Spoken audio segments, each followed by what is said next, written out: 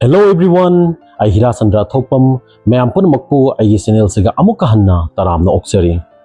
Ngasi aina poriba video content sidi, kanagumba yamna honaba kanba, amasung jam hard working oiba, adubu success study, kara delay oiba, kara kuina sangba, aduma miyoi singini. Aduna, makoi se jam tappa, adumba grahana rule to wahai batare, haziki aina haja doriba miyoi singse, aduna makoina, mai pak pa khangde, makoina success oiba khangde, katang delay oiba adugumba oiba miyoi sing haiba tare aduna aigi video content se haujadi mangda mayam mafamda aina amuka hanna haijagadaba haibu kanagumba aigi channel siga nauna lakpiriba natraga nauna yengbiriba taragadi aigi channel se like tobiramu subscribe tobiramu amasung bell icon nambiramu haidana mayam mafamda amuka hanna ai ningsingjaramgi aduna haiba miyoi singse akogi tarik 9 da pokpa tarik 13 da pokpa amasung tarik kuntaruk tapuk miyoi singini aduna haiba akogi poiba miyoi singse karamba akogi number na rule tawi akoi numerology gi matung ina makoi se number 8 na rule tawi number 8 se karamba grahano makoi se akogi numerology gi term gi matung ina makoi se Saturn haiba planet to na makoi se rule tawi amarom da hairoga Shani grah haidana rule tawi aduna haiba number 8 se infinity number ni haiba tare mase infinity number ni haiba di mark se koi loiba khamba naidaba aduma number ni aduna ahanbada akoina khangdokadaba se Shani haiba adugma planet khangdina traga Shani haiba ishor se karamba ishor no mark se kari ishor no haiba do adu ahanbada koi khangdokmina se viewers sing aina Shani haina palapu matamda mayamda khajiktang oisu akogi imonda kariyum phawibra amasung Shani haiba ishor se ek palakpa khudingi mi amamna hakta aki bekta phawi ko Shani gi adu ada hina ko aduna Shani se yamna danger oiba adugumba ishora haiba se ai mayam mafam su hangninge ba aduna ngasi dagi mayam punamak wakhanda Shani haiba ishor se ki ba se ngasi dagi phawiranu ai gi video se ai content se yengra matung da ko kaino haida Shani haiba ishor se yamna phaba ishor ni makse ko aduna Shani haiba se karma gi ishor ni made Shani graha haiba se akoi gi karma gi graha ni haiba ni ko aduduna akoina isam samna ai example ama ni tang bijarke akoina tamapa school singda oja me amarakta khwaidagi lubo oja ama sum yaw bane magna akogi pamise akogi student sing se natra satra sing se akoi discipline naina chatpa magi routine maintain to chatpa adugumba oja haibodo adu maksu Shani makhanam ni ko makse aduga akoi yumlonda haragadi akogi ahanlamanda akogi ima natraga ipa makoini marakta kwaidagi strict oiba kwaidagi luba amasum yawngone ani di marakta makoisu kwaidagi strict oiba ai ima so oramajai natraga ipa oramajai ai ipa do maksu Shani makharam ni akoibu routine naina chatna ba taiba amasum akoida discipline naina ba taiba do maksu Shani makhanam ni aduna akoigi Shani haibasa mark se Shani haiba ishor se kari hai tare mark se akoigi CCTV camera gumani ko magna matam burmukta akoigi punshi da akoi se routine naina chatpra akoi se ayukta matam naina haubra akoi breakfast se matam chana tobra ledi akoi school se akoigi matam naina chatpra akoigi thabak tawriya punamak se akoi sit chengna nana tobra haiba se mase matam rong da observe tawba haiba tare akoigi Shani haiba ishor se aduduna karigumba akoina aduga aranba tawba taragadi adugi karma do akoina phangdorimeba aduni haiba akoi karma se back tawba haiba se aduna ngasi dagi hoba haiba aina mamang du haidai sia Shani haiba ishor se aphaba ishor ni haidana nakoi gi life ta karigumba akoi gi hard time haiba tare ko akoi gi jam awaba timing lakpa khangde nakoi adu matam da matam rong ta mind da positive oina khangedamni hai nawon da laiba opportunity akoi gi hard work khangde natraga nawon da laiba accidentally something ko nagi life ta ko akoi gi problem lakpa khangde mado accept togudamni Shani na haiba se nakoi se asigi aina piriba tak se nakoi se akoi pass tawraga masi kano se chatlu lalu haibani adu oiba taragadi nawonda nangna ningjari poto loina phangani haina haibane ba khogi haiba khogi Shani haiba adumba ishor sena makha ta na I content se angpo hana laksarage haiba miyoi sing akoi tarik 9 da poiba tarik 13 da poiba amasung tarik 16 da poiba miyoi sing se makoi se makoi life ta yam thina khogi struggle su tawi adagi makoi life ta problem su kya lai amasung makoi life ta changes kya su lai amasung khenaba kya su lai ado makoina yam kanna honaba taragasu yam kanna honaba akoi mogi life yam kanna akoi honaba taragasu makoi gi success se matam pramakta haidi kha delay oiba haiba tare katang thiengna akoi gi success se akoi mai pak pa ji phangba haiba tare kai gino hai matam da ino mang da hijagi bdo makoi gi ruling planet se yam na akoi gi atappa akoi jamna tappa planet haiba tare ko slow moving planet haiba tare adudona makoi se success oiba matam su katang delay oiba haidi makoi na success ki lambi se ga problem chu kya kya se lai haina asi su aina sum haijeningi ado hariba tarik nipan poiba amasung tarik tarik poiba amasung tarik kuntar poiba music sigi makoi gi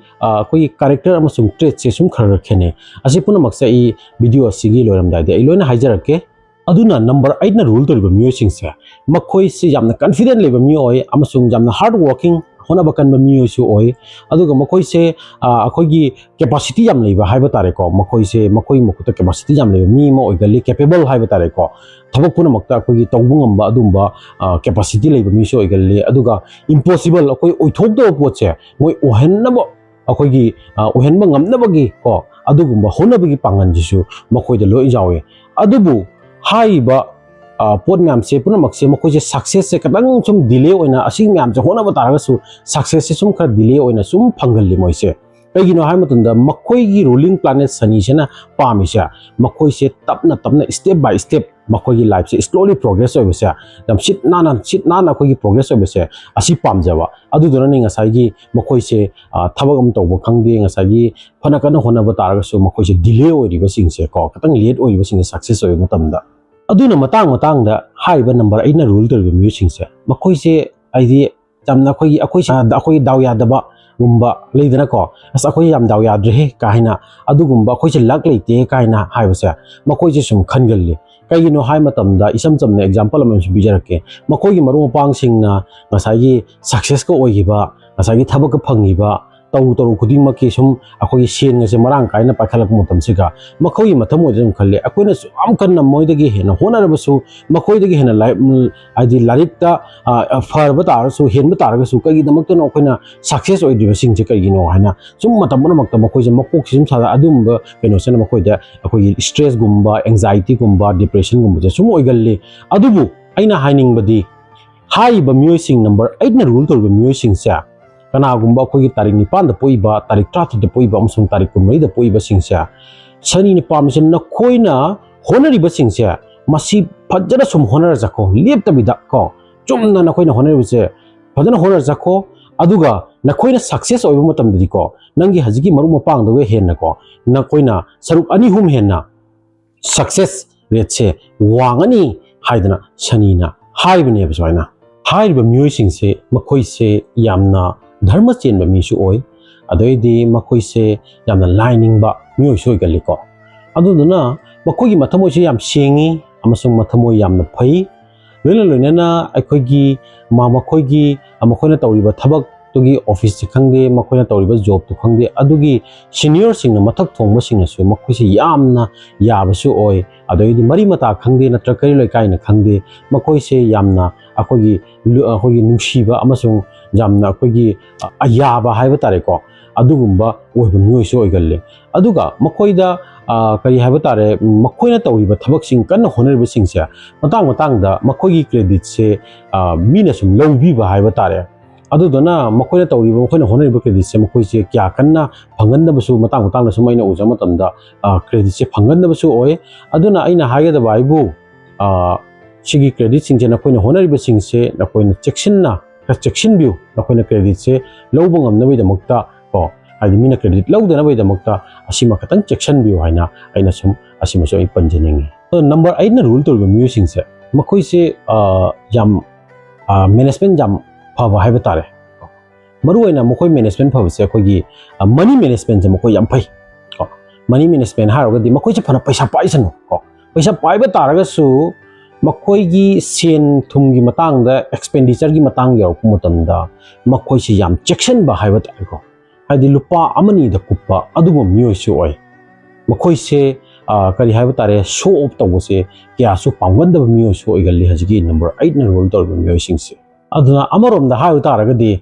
number 8 na rule to myoi sing se makoi se जज कुमनी है बताई को मोई justice याम palm बमी ओइगल्ले हादि मखोइ से याम discipline लेबा अदैदि मखोइ से आइना उजा मतमदा अनमना मखोइ से वाक सु खल लिकना ngangalle को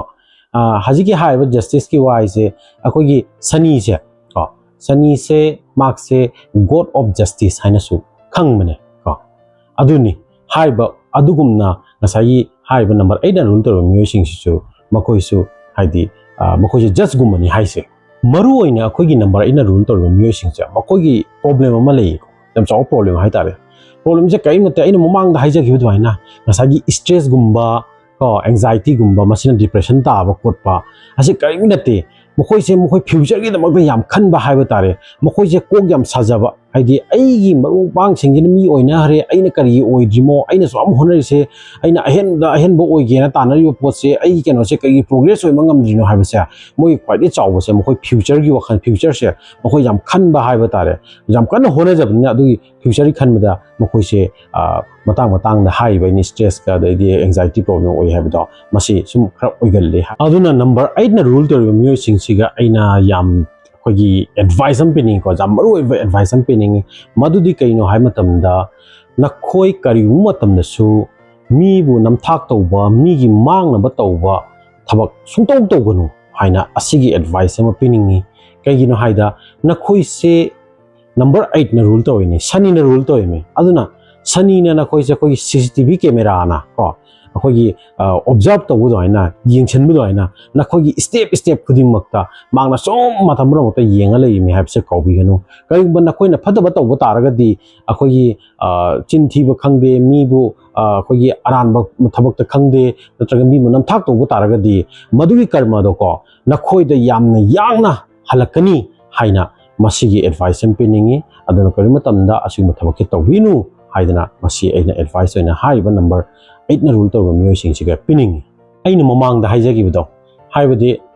नंबर 8 ना रूल तो दा डेट 8 पोकपा दैदि डेट 17 पोकपा अमसुंग डेट 26 पोकपा मीसिंग खर खेनबा सुम लei हाइबसे अहमदा आई डेट 8 पोइ मीसिंग सिगी मागी पॉइंट अमानि खतंग हाइजारे को अहमदा डेट 8 पोकपा मीसिंग से मखोइ से अखोगी इखंग खौना सावबुगुम्बा नत्रगा इखंग खौना सुम अखोगी हरावबुगुम्बा अदुगुम्बा अप एंड डाउन जे सुम खर लेगल्ले अदुदना कनागुम्बा मखोइ मरु पांगसु मखोइगा ngangnaba ko sagnaba se koi matang da sum khogi kibusu pokpa haiba tare ma se karma mutalem doino ka haiba adu po to sumne aduna yari makhai di number khogi date 8 poi be sing se masi ka control to view haina masi ma haijan ningi ani su budana akhogi नखोइना कतो वा हानगी हौगिबा खोगी नखोइना होनरपदा खोगी ओइदब खंगदे खोगी कानादब खंगदे नखोइना माइ पाउदब खंगदे मसिगी कनो सिंगसे लोइना अखोगी थादोपियो को असिगी pot ma'am से नखोगी life दा future दा नखोइना मांगिल थाना चतप मतमदा खोंग थांग मतमदा हाइदे असिसिना negative mind जना नखोइदा problem खर क्रिएट ओइगनी हाइना मसि अनि सुबा आइना कनोदा पॉइंट हाइनिंगी ने अहुम सुबो पॉइंट ना मखो नखोगी लाइफ से हाइदी नंबर 8 डेट 8 पोइबा नखोगी लाइफ ता खोगी अप एंड डाउन से सुंखर लेगने अखोगी फाइनेंशियली को कोई पैसा की अप एंड डाउन लेबसु याय अदुगी नखोगी अखोगी living style so up and down सुंखर लेगने अदो सी अप एंड डाउन लेबसे करी दगी थोइना बसे मरु ओइना दे नखोगी मरी मता अमसुंग नखोगी मरु मपांग दगी थोकपा प्रॉब्लम ना अनमना ओइगल्ले अदुना तिनाबो मतमदा लोइना मतमदा खर चेक्सिनना लोइना बिउ हाइना असिमसु एडवाइस पिनिंगी अदुगा हजिग मरिसुदा अजिगी डेट 8 पोइबा सिंगसी मरिसुदा हानिसे यारि मखैदी नखोइना करिंबा खोगी नुंगा सिबा स्टोन सिबा पामदेबो तारगा दिको अखोगी अदोइ तारगा नखोइदा ख्वाइदि चाना बसे अखोगी ब्लैक पर्ल से ख्वाइदि चानाइ को ब्लैक पर्ल से यारि मखैदी नखोइना सिनेबा तारगा दि नखोइगी वखलोन दा इम्बैलेंस ओइरिबा पुनमक्से नखोइ लाइफ दा इम्बैलेंस ओइबदो माना बैलेंस पोक ngani haidana asigi advice em piramge ani suba advice na ngasai ye akogi thangje khujingi ko akogi nungthang se thangje gi nungthang se akogi sum chara henbi fasting to bose asi sum to biu toina to dusu asina kasu akai bai tenu haidi thangje khujing to haibali te kai no haida mi punamak se mai magi profession chu loi leina bani na punamak adudana ꯍꯥꯏꯗꯤ ꯃꯇꯥꯡ ꯃꯇꯥꯡꯗ ꯅꯪꯅ ꯍꯥꯏꯗꯤ ꯅꯪꯒꯤ ꯋꯥꯈꯜꯗ ꯊꯃꯣꯏꯗ ꯀꯔꯤꯒꯨꯝꯕ ꯀꯩꯅꯣ ꯇꯧꯕ ꯇꯥꯔꯒꯗꯤ ꯃꯦꯟ ꯇꯥꯗꯕ ꯈꯣꯠꯇꯕ ꯂꯩꯕ ꯇꯥꯔꯒꯗꯤꯀꯣ ꯐꯥꯁꯇꯤꯡꯁꯦ ꯁꯨꯝ ꯇꯧꯕꯤꯌꯨ ꯃꯔꯨꯑꯣꯏꯅ ꯊꯥꯡꯖ ꯅꯨꯃꯤꯠꯀꯤ ꯅꯨꯡꯗꯥꯡꯁꯦ ꯑꯗꯨꯒ ꯑꯩꯈꯣꯏꯒꯤ ꯃꯦꯗꯤꯇꯦꯁꯟꯁꯨ ꯁꯨꯝ ꯇꯧꯕꯤꯌꯨ ꯀꯣ ꯃꯦꯗꯤꯇꯦꯁꯟꯁꯤꯅ ꯅꯪꯒꯤ ꯃꯦꯟꯇꯦꯂꯤ ꯁ꯭ꯇ꯭ꯔꯦꯁ ꯂꯩꯔꯤꯕ ꯄꯨꯝꯅꯃꯛꯁꯤꯡꯗꯣ ꯈꯖꯤꯛꯇꯪ ꯑꯣꯏꯁꯨ ꯃꯥꯅ ꯀꯝ ꯗꯥꯎꯟ ꯇꯧꯕ ꯍꯥꯏꯇꯥꯔꯦ ꯑꯩꯈꯣꯏ ꯀꯟꯇ꯭ꯔꯣꯜ ꯇꯧꯕꯤꯕ ꯍꯥꯏꯕ ꯇꯥꯔꯦ ꯑꯗꯨꯝ ꯁꯨꯝ ꯇꯧꯕꯤꯌꯨ ꯍꯥꯏꯅ ꯍꯧꯖꯤꯛꯀꯤ ꯗꯦꯠ 8ꯇ ꯄꯣꯛꯏꯕ ꯃꯤꯑꯣꯏꯁꯤꯡꯁꯤꯒ ꯑꯩꯅ ꯁꯤꯃꯁꯨ ꯍꯥꯏꯖꯅꯤꯡꯉꯤ ꯃꯊꯪꯁꯤꯅ ꯑꯩꯈꯣꯏꯒꯤ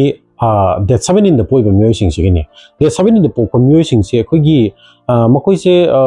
ꯄ꯭ꯂꯥꯅꯦꯠ ꯑꯅꯤꯅ ꯔꯨꯜ ꯇꯧꯔꯒ ꯑꯩꯈꯣꯏꯒꯤ ꯍꯧꯖꯤꯛꯀꯤ 8ꯁꯦ ꯊꯣꯛꯄꯅꯤꯀꯣ ꯉꯁꯥꯏꯒꯤ 1ꯁꯤꯅ ꯑꯩꯈꯣꯏꯒꯤ ꯅꯨꯃꯤꯠ ꯑꯗꯨꯏꯗꯤ 7ꯁꯤꯅ ꯑꯃꯨꯛ ꯑꯩꯈꯣꯏꯒꯤ ꯀꯦꯇꯨꯁꯤꯅꯤ ꯀꯣ ꯁꯟ ꯑꯩꯈꯣꯏꯒꯤ ꯁꯨꯔꯖ ꯒ꯭ꯔꯍꯒ ꯀꯦꯇꯨ ꯒ꯭ꯔꯍꯒ ꯍꯥꯏꯕ ꯇꯥꯔꯦ ꯑꯗꯨꯅ ꯁꯨꯔꯖ ꯒ꯭ꯔꯍꯁꯤꯅ ꯌꯥꯝ ꯏꯟꯗꯤꯄꯦꯟꯗꯦꯟ ꯑꯣꯏꯕ ꯑꯗꯨꯒ ꯑꯩꯈꯣꯏ ꯀꯦꯇꯨꯁꯤꯅ ꯑꯩꯈꯣꯏꯒꯤ ꯃꯅꯨꯡꯗ ꯅꯨꯡꯅꯥꯡꯅꯅ ꯂꯩꯕ ꯑꯩꯈꯣꯏꯒꯤ ꯃꯅꯨꯡꯗ ꯑꯩꯈꯣꯏꯒꯤ ꯁꯨꯝ ꯃꯔꯤꯡ ꯆꯠꯅ ꯂꯩꯕ ꯍꯥꯏꯕꯗꯣ ꯑꯗꯨꯒꯨꯝꯕ ꯀꯩꯅꯣꯅꯤ ꯒ꯭ꯔꯍꯅꯤ ꯑꯗꯨꯗꯨꯅ ꯑꯃꯅ ꯃꯄꯥꯟ ꯊꯣꯡ ꯑꯃꯅ ꯃꯄꯥꯟ ꯑꯗꯩ ꯑꯃꯅ ꯃꯅꯨꯡ ꯑꯣꯏꯕ ꯍꯥꯏꯇꯥꯔꯦ ꯑꯗꯨꯅ ꯑꯁꯤꯒꯨꯝꯕ ꯃꯤꯑꯣꯏꯁꯤꯡ ꯍꯥꯏꯔꯤꯕ ꯇꯥꯔꯤꯛ 13ꯗ ꯄꯣꯛꯏꯕ ꯃꯤꯑꯣꯏꯁꯤꯡꯁꯦ ꯃꯈꯣꯏꯁꯦ ꯃꯇꯝ ꯄꯨꯝꯅꯃꯛꯇ ꯀꯔꯤ ꯍꯥꯏꯇꯥꯔꯦ ꯗꯤꯁꯤꯖꯟ ꯂꯧꯕ ꯉꯝꯒꯟꯗꯦ ꯀꯣ ꯃꯈꯣꯏꯁꯦ ꯗꯤꯁꯤꯖꯟ ꯂꯧꯕꯗ ꯈꯔ ꯋꯥꯒꯜꯂꯦ ꯑꯗꯨꯗꯨꯅ ꯍꯥꯏꯗꯤ ꯇꯥꯔꯤꯛ 13ꯗ ꯄꯣꯛꯏꯁꯤꯡꯁꯦ ꯃꯃꯥꯡꯗꯁꯨ ꯑꯩꯅ ꯂꯣꯏ ꯍꯥꯏꯖꯈ꯭ꯔꯦ ꯅꯝꯕꯔ ꯑꯩꯅ ꯔꯨꯜ ꯇꯧꯔꯤꯕꯁꯤꯡꯁꯦ ꯃꯁꯤꯒ ꯂꯣꯏꯅꯁꯨ ꯌꯥꯎꯔꯝꯃꯤ ꯍꯧꯖꯤꯛꯀꯤ ꯇꯥꯔꯤꯛ 13ꯗ ꯄꯣꯛꯏꯕ ꯃꯤꯑꯣꯏꯁꯤꯡꯁꯤꯒꯤꯁꯨ ꯑꯗꯨꯒ ꯃꯥꯏ ꯈꯖꯤꯛꯇꯪ ꯈꯦꯠꯅꯕꯁꯤꯡꯁꯤꯇꯅꯤ ꯑꯩꯅ ꯁꯨꯝ ꯍꯧꯖꯤꯛ ꯍꯥꯏꯖꯔꯛꯏꯕꯁꯤꯡꯁꯦ ꯑꯗꯨꯅ ꯍꯥꯏꯔꯤꯕ ꯃꯃꯥꯡꯗ ꯑꯩꯅ ꯗꯦꯠ 8ꯗ ꯄꯣꯛꯏꯕ ꯃꯤꯁꯤꯡꯅ ꯇꯧꯔꯤꯕ ꯃꯑꯣꯡꯁꯦ ꯍꯥꯏꯕꯗꯤ ꯑꯩꯈꯣꯏ ꯃꯦꯗꯤꯇꯦꯁꯟ ꯇꯧꯕꯤꯌꯨ ꯑꯃꯁꯨꯡ ꯊꯥꯡꯖ ꯑꯩꯈꯣꯏꯒꯤ ꯅꯨꯡꯗꯥꯡꯁꯦ ꯉꯝꯃꯒꯗꯤ ꯅꯪꯅ ꯉꯝꯖꯕ ꯃꯇꯝꯗ ꯑꯩꯈꯣꯏꯒꯤ ꯆꯔꯥ ꯑꯃꯨꯛ ꯁꯨꯝ ꯍꯦꯟꯕꯤꯌꯨ ꯍꯥꯏꯕꯁꯦ ꯐꯥꯁꯇꯤꯡ ꯇꯧꯕꯤꯌꯨ ꯍꯥꯏꯕꯁꯦ ꯃꯁꯤ ꯁꯨꯝ ꯇꯧꯕꯤꯌꯨ ꯍꯥꯏꯔꯤꯕ ꯄꯣꯠꯁꯤꯡꯁꯦ ꯅꯈꯣꯏꯗ ꯋꯥꯈꯜꯗ ꯈꯟꯖꯥꯟꯅꯔꯤꯕ ꯈꯪꯗꯦ ꯅꯠꯇ꯭ꯔꯒ ꯋꯥꯈꯜꯗ ꯃꯦꯟ ꯇꯥꯗ꯭ꯔꯤꯕ ꯗꯤꯁꯤꯖꯟ ꯂꯧ ꯉꯝꯗ꯭ꯔꯤꯕ ꯄꯣꯠꯁꯤꯡꯁꯦ ꯈꯖꯤꯛꯇꯪ ꯑꯣꯏꯁꯨ ꯃꯥꯅ ꯀꯟꯇ꯭ꯔꯣꯜ ꯇꯧꯕ ꯉꯝꯒꯅꯤ ꯍꯥꯏꯗꯅ ꯃꯁꯤꯒꯤ ꯁꯖꯦꯁꯟꯁꯤꯃꯁꯨ ꯑꯩꯅ ꯍꯧꯖꯤꯛꯀꯤ ꯗꯦꯠ 17ꯗ ꯄꯣꯛꯏꯕ ꯃꯤꯑꯣꯏꯁꯤꯡꯁꯤꯒ ꯄꯤꯅꯤꯡꯉꯤ ꯑꯗꯨꯒ ꯑꯔꯣꯏꯕꯗ ꯍꯧꯖꯤꯛ ꯑꯩꯈꯣꯏꯒꯤ ꯗꯦꯠ 26ꯇ ꯄꯣꯛꯄ ꯃꯤꯁꯤꯡꯁꯤꯒꯤꯅꯤ ꯗꯦꯠ 26ꯇ ꯄꯣꯛꯏꯕ ꯃꯤꯑꯣꯏꯁꯤꯡꯁꯤꯗꯤ 2ꯒ 6ꯒ ꯀꯝꯕꯥꯏꯟ ꯇꯧꯔꯒ 8ꯁꯦ ꯊꯣꯛꯏꯕꯅꯤ ꯑꯗꯨꯅ 2ꯁꯤꯅ ꯑꯩꯈꯣꯏꯒꯤ ꯆꯟꯗ꯭ꯔ ꯒ꯭ꯔꯍ ꯑꯗꯨꯒ 6ꯁꯤꯅ ꯑꯃꯨꯛ ꯑꯩꯈꯣꯏꯒꯤ ꯁꯨꯀ꯭ꯔ ꯒ꯭ꯔꯍ ꯀꯣ ꯚꯦꯅꯁ ꯃꯨꯟ ꯑꯦꯟ ꯚꯦꯅꯁꯅ ꯀꯝꯕꯤꯅꯦꯁꯟ ꯇꯧꯔꯒ ꯑꯁꯤ ꯄ꯭ꯂꯥꯅꯦꯠ ꯑꯅꯤꯃꯛꯁꯦ ꯃꯈꯣꯏꯁꯦ ꯑꯩꯈꯣꯏ ꯐꯦꯃꯤꯅꯤꯟ ꯄ꯭ꯂꯥꯅꯦꯠꯅꯤꯀꯣ ꯑꯗꯨꯗꯨꯅ ꯉꯁꯥꯏꯒꯤ ꯃꯈꯣꯏꯁꯦ ꯃꯦꯇꯔꯤꯌꯦꯂꯤꯁꯇꯤꯛ ꯋꯥꯔꯜꯗ ꯑꯩꯈꯣꯏ ꯌꯥꯝ ꯄꯥꯝꯖꯕꯀꯣ ꯃꯈꯣꯏ ꯃꯦꯇꯔꯤꯌꯦꯂꯤꯁꯇꯤꯛ ꯋꯥꯔꯜꯗꯁꯦ ꯌꯥꯝ ꯄꯥꯝꯖꯩ ꯍꯥꯏꯗꯤ ꯄꯣꯠꯁꯦ ꯃꯣꯏꯗ ꯌꯣꯝꯅ ꯂꯩꯔꯒ ꯍꯥꯏꯗꯤ ꯄꯣꯠ ꯄꯨꯝꯅꯃꯛꯁꯦ ꯃꯣꯏꯗ ꯁꯨꯅ ꯂꯩꯕꯀꯣ ꯃꯔꯥꯡ ꯀꯥꯏꯅ ꯂꯩꯕ ꯄꯣꯠ ꯃꯌꯥꯝꯅ ꯀꯣꯏꯁꯜ ꯂꯩꯕꯁꯦ ꯃꯁꯤ ꯄꯥꯝꯖꯕ ꯃꯤꯑꯣꯏꯁꯨ ꯑꯣꯏꯒꯜꯂꯤ ꯑꯗꯨꯅ ꯃꯈꯣꯏꯗ ꯑꯩꯅ ꯄꯤꯒꯗꯕ ꯑꯦꯗꯚꯥꯏꯁ ꯑꯃ ꯍꯥꯏꯒꯗꯕ ꯍꯥꯏꯕꯨ ꯉꯁꯥꯏꯒꯤ ꯅꯈꯣꯏꯅ ꯂꯥꯏꯐ ꯄꯥꯔꯠꯅꯔ ꯈꯟꯕ ꯃꯇꯝꯗ ꯅꯨꯄꯥ ꯑꯣꯏꯁꯨꯀꯣ ꯅꯨꯄꯤ ꯈꯟꯕ ꯃꯇꯝꯗ ꯅꯨꯄꯤ ꯑꯃ ꯈꯟꯕ ꯃꯇꯝꯗ ꯑꯗꯩꯗꯤ ꯅꯨꯄꯤ ꯑꯣꯏꯔꯁꯨ ꯅꯨꯄꯥ ꯑꯃ ꯍꯥꯏꯗꯤ ꯈꯟꯕ ꯃꯇꯝꯗ ꯍꯥꯏꯗꯤ ꯑꯩꯈꯣꯏꯒꯤ ꯀꯩꯅꯣ ꯇꯧꯕꯒꯤ ꯍꯥꯏꯕ ꯇꯥꯔꯦꯀꯣ ꯃꯦꯔꯦꯖ ꯂꯥꯏꯐꯇꯀꯣ ꯑꯁꯤ ꯌꯥꯝ ꯆꯦꯛꯁꯤꯟꯅ ꯈꯟꯕꯤꯌꯨ ꯍꯥꯏꯗꯅ ꯃꯁꯤꯒꯤ ꯑꯦꯗꯚꯥꯏꯁ ꯑꯃ ꯑꯩ ꯍꯧꯖꯤꯛ ꯍꯥꯏꯔꯤꯕ ꯗꯦꯠ 26ꯇ ꯄꯣꯛꯏꯕ ꯃꯤꯑꯣꯏꯁꯤꯡꯁꯤꯒ ꯑꯩꯅ ꯄꯤꯅꯤꯡꯉꯤ 26ꯇ ꯄꯣꯛꯄ ꯃꯤꯁꯤꯡꯁꯤꯒꯤ ꯑꯃ ꯑꯅꯤꯁꯨ ꯂꯩꯔꯤ ꯍꯥꯏꯕꯗꯤ ꯃꯣꯏꯁꯦ ꯈꯔ ꯑꯩꯈꯣꯏꯒꯤ ꯃꯨꯠ ꯁ꯭ꯋꯤꯡꯁꯨ ꯁꯨꯝ ꯈꯔ ꯂꯩꯒꯅꯤ ꯑꯗꯨꯒ ꯑꯅꯝꯕꯅ ꯗꯦꯠ 26ꯇ ꯄꯣꯛꯏꯕ ꯃꯤꯑꯣꯏꯁꯤꯡꯁꯦ ꯃꯈꯣꯏꯒꯤ ꯂꯥꯏꯐꯇ ꯁꯛꯁꯦꯁ ꯑꯣꯏꯕꯁꯦ ꯑꯥꯐꯇꯔ 40 to 45 yearsꯀꯤ ꯃꯇꯨꯡꯗ ꯃꯈꯣꯏꯁꯦ ꯁꯨꯝ ꯁꯛꯁꯦꯁ ꯑꯣꯏꯒꯜꯂꯦ ꯀꯣ ꯑꯗꯣ ꯀꯩꯒꯤꯅꯣ ꯍꯥꯏꯕ ꯃꯇꯝꯗ ꯑꯩꯈꯣꯏꯒꯤ ꯆꯍꯤ 40ꯗꯒꯤꯅ 45ꯒꯤ ꯃꯇꯨꯡꯗꯗꯤ ꯃꯈꯣꯏꯁꯦ ꯑꯐꯕꯁꯤꯅ ꯀꯩꯅꯣ ꯅꯠꯇ꯭ꯔꯒ ꯐꯠꯇꯕꯁꯤನ ꯀꯩꯅꯣ ꯍꯥꯏꯕꯁꯦ ꯃꯈꯣꯏ ꯈꯪꯉꯛꯄ ꯍꯥꯏꯕ ꯇꯥꯔꯦ ꯑꯗꯨꯗꯨꯅ ꯃꯈꯣꯏꯅ ꯁꯛꯁꯦꯁ ꯑꯣꯏꯕꯁꯦ ꯆꯍꯤ 45ꯒꯤ ꯃꯇꯨꯡꯗ ꯑꯅꯝꯕꯅ ꯍꯥꯏꯔꯤꯕ ꯗꯦꯠ 26ꯇ ꯄꯣꯛꯏꯕ ꯃꯤꯑꯣꯏꯁꯤꯡꯁꯦ ꯃꯈꯣꯏꯁꯦ ꯑꯅꯝꯕꯅ ꯂꯣꯏꯅ ꯁꯛꯁꯦꯁ ꯑꯣꯏꯒꯜꯂꯤ ꯍꯧꯖꯤꯛ ꯑꯩꯈꯣꯏꯒꯤ ꯅꯝꯕꯔ ꯀꯩꯅꯣꯅ ꯑꯩꯈꯣꯏꯒꯤ 8ꯅ ꯔꯨꯜ ꯇꯧꯔꯤꯕ ꯗꯦꯠ 8ꯇ ꯄꯣꯛꯏꯕ ꯑꯗꯒꯤꯗꯤ ꯗꯦꯠ 17ꯗ ꯄꯣꯛꯏꯕ ꯑꯃꯁꯨꯡ ꯗꯦꯠ 26ꯇ ꯄꯣꯛꯏꯕ ꯃꯤꯑꯣꯏꯁꯤꯡꯁꯤꯒꯤ ꯂꯛꯀꯤ ꯅꯝꯕꯔ ꯑꯃꯁꯨꯡ ꯑꯟꯂꯛꯀꯤ ꯅꯝꯕꯔꯁꯦ ꯑꯩ ꯑꯃ ꯑꯅꯤꯇꯪ ꯄꯟꯖꯔꯝꯒꯦ ꯃꯈꯣꯏꯒꯤ ꯂꯛꯀꯤ ꯅꯝꯕꯔꯗꯤ ꯑꯩꯈꯣꯏꯒꯤ 3, 5, 6 3, 5, 6ꯁꯦ ꯃꯈꯣꯏꯒꯤ ꯂꯛꯀꯤ ꯅꯝꯕꯔꯅꯤ ꯑꯟꯂꯛꯀꯤ ꯅꯝꯕꯔꯅ 1, 4, 8 ꯀꯣ 1, 4, 8ꯁꯦ ꯃꯈꯣꯏꯒꯤ ꯑꯟꯂꯛꯀꯤ ꯅꯝꯕꯔꯅꯤꯅ ꯍꯥꯏꯅꯤꯡꯉꯤ ꯑꯗꯨꯒ ꯃꯈꯣꯏꯒꯤ ꯅ꯭ꯌꯨꯇ꯭ꯔꯦꯜ ꯅꯝꯕꯔꯗꯗꯤ 7ꯒ 9ꯒꯁꯦ ꯅ꯭ꯌꯨꯇ꯭ꯔꯦꯜ ꯅꯝꯕꯔꯅꯤ ꯑꯗꯨꯕꯨ 9ꯁꯦ ꯃꯇꯥꯡꯗ ꯑꯩꯈꯣꯏꯒꯤ ꯁꯨꯝ ꯑꯟꯂꯛꯀꯤ ꯅꯝꯕꯔꯅꯦꯅ ꯁꯨꯝ ꯍꯥꯏꯕ ꯌꯥꯏ ꯑꯗꯨꯕꯨ ꯁꯨꯝ ꯅ꯭ꯌꯨꯇ꯭ꯔꯦꯜ ꯅꯝꯕꯔꯗ ꯁꯨꯝ ꯊꯝꯕꯅꯤ ꯍꯧꯖꯤꯛꯀꯤ 7ꯒ 9ꯒꯁꯦ ꯑꯗꯣ ꯍꯧꯖꯤꯛ ꯃꯈꯣꯏꯒꯤ ꯄ꯭ꯔꯣꯐꯦꯁꯟꯁꯤꯡꯁꯦ ꯑꯃꯅꯤꯇꯪ ꯄꯟꯖꯔꯝꯒꯦ ꯃꯈꯣꯏ ꯈꯔ ꯆꯥꯟꯅꯕ ꯄ꯭ꯔꯣꯐꯦꯁꯟ ꯍꯥꯏꯕ ꯇꯥꯔꯦ ꯉꯁꯥꯏꯒꯤ ꯑꯩꯅ ꯃꯃꯥꯡꯗ ꯍꯥꯏꯖꯈꯤꯕꯗꯣ ꯃꯈꯣꯏꯁꯦ ꯑꯩꯈꯣꯏ ꯖꯁꯇꯤꯁꯀ ꯍꯥꯏꯕꯗꯣꯀꯣ ꯑꯗꯨꯗꯨꯅ ꯃꯈꯣꯏꯁꯦ ꯂꯣꯌꯔ ꯑꯣꯏꯕꯒꯁꯦ ꯃꯈꯣꯏꯒꯤ ꯄ꯭ꯔꯣꯐꯦꯁꯟ ꯌꯥꯝ ꯆꯥꯟꯅꯩ ꯀꯣ ꯂꯣꯌꯔ ꯑꯗꯩꯗꯤ ꯎꯀꯤꯜ ꯍꯥꯏꯕ ꯇꯥꯔꯦ ꯑꯗꯩꯗꯤ ꯑꯅꯤꯁꯨꯕꯗ ꯑꯩꯈꯣꯏꯒꯤ ꯕꯦꯡꯛꯇ ꯇꯧꯕ ꯀꯣ ꯕꯦꯡꯛꯀꯤ ꯊꯕꯛ ꯇꯧꯕ ꯕꯦꯡꯀꯤꯡꯗ ꯌꯥꯝ ꯆꯥꯟꯅꯩ ꯑꯗꯩꯗꯤ ꯑꯍꯨꯝꯁꯨꯕꯗ ꯆꯥꯔꯇꯔ ꯑꯦꯀꯥꯎꯟꯇꯦꯟꯒꯨꯝꯕ ꯆꯥꯟꯅꯩ ꯃꯔꯤꯁꯨꯕꯗ ꯑꯩꯈꯣꯏꯒꯤ ꯃꯦꯅꯦꯖꯃꯦꯟꯠꯁꯦꯀꯣ ꯃꯣꯏ ꯃꯦꯅꯦꯖꯃꯦꯟꯠꯁꯦ ꯌꯥꯝ ꯇꯧꯕ ꯍꯩꯕꯅꯤꯅ ꯄꯩꯁꯥꯒꯤ ꯃꯅꯤ ꯃꯦꯅꯦꯖꯃꯦꯟꯠꯁꯨ ꯃꯔꯨꯑꯣꯏꯅ ꯇꯧꯕ ꯍꯩꯕꯅꯤꯅ ꯃꯦꯅꯦꯖꯃꯦꯟꯠꯇꯁꯨ ꯌꯥꯝ ꯆꯥꯟꯅꯩ ꯑꯗꯩꯗꯤ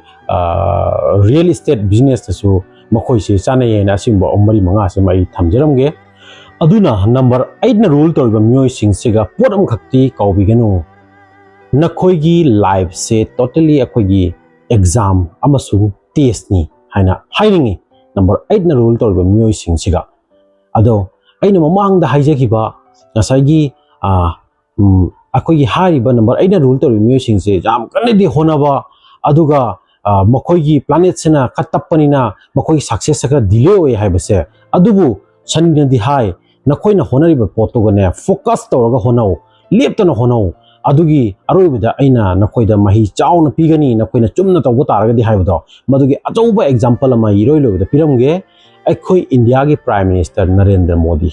अमता येंबिको मागी डेट ऑफ बर्थ तो नखोई पोथो येंबियो बासे डेट 17 पोकपने अदो मार्क्से कमाई तौरी हमतदा गुजरात सही 33 को मासे चीफ मिनिस्टर ओइन लेरमेनी अदुई मतुंगदा ngasi अखोई इंडिया की ख्वाइदगी मरु ओइबा ख्वाइदी मकोक प्राइम मिनिस्टर की फमसे माना पाइरिमी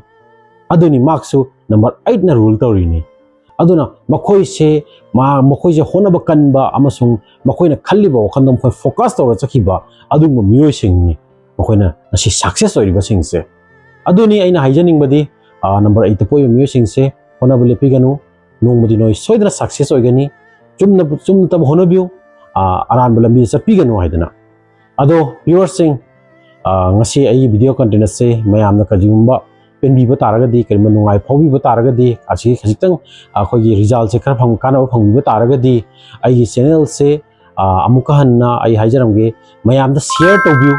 mayamna su isa ta khangba natana mayamna su khara khangnabai damakta azuga ai comment section da nakoina hainingba sum akhoi hangningba question amani sum